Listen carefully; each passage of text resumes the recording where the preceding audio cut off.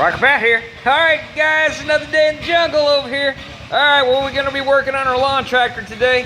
But let's go out here and listen to what's popping out here. Alright guys, we got ourselves another one of these two-cylinder poppers over here. This is a 1946 John Deere, or I'm sorry, 1949 or something like that. MT, I believe is what he said. It's not running all that great. And I'm not 100% sure if you can hear it, but I'm hearing a little hissing coming around this intake gasket. Let me show you what I found. I got some brake clean here.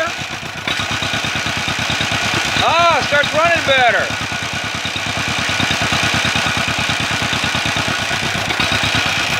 Alright, let me turn this thing off and we're going to discuss what's going on.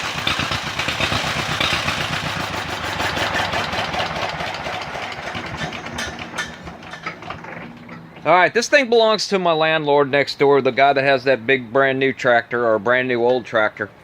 He's had this thing for quite a while and he's been out there fiddle farting with it. They've pulled the head off of it, done a valve job.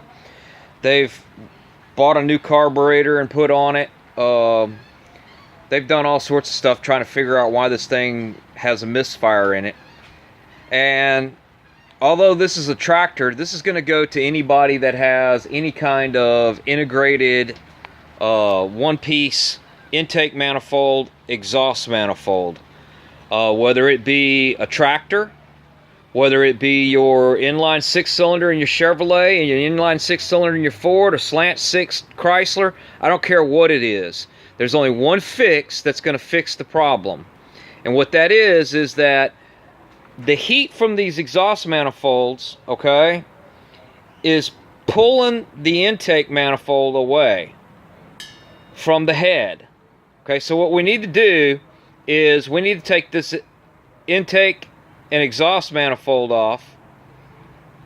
Ooh, it's moving all slowly. Ooh, ooh.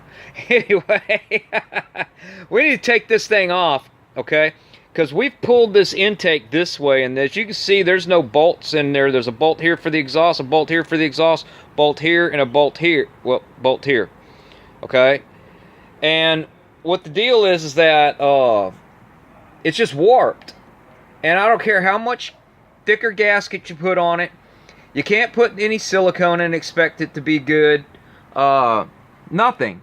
Because what the problem is that it's literally the heat from the exhaust warps the cold, okay?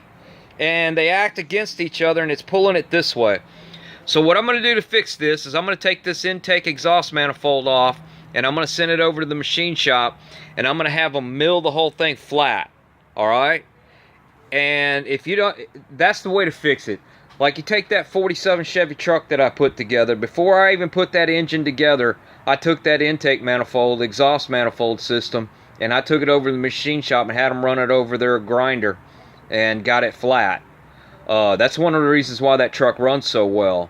I've done this on countless inline six-cylinders where they don't run right. Sometimes they run, sometimes they don't.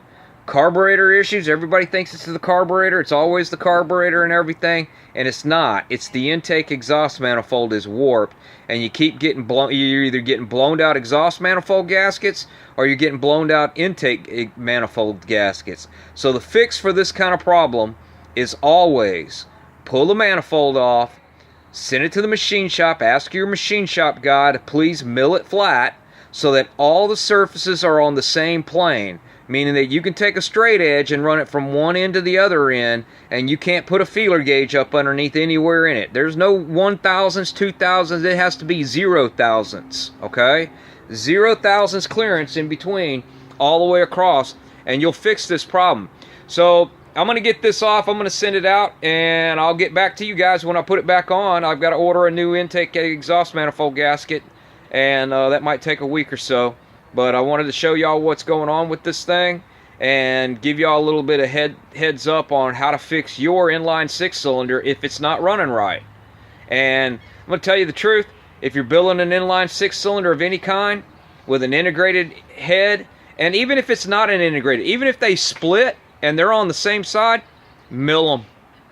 Mill them together.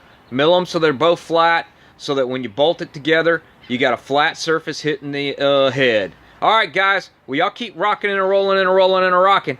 I'm going to get the tractor down. Talk to y'all next time.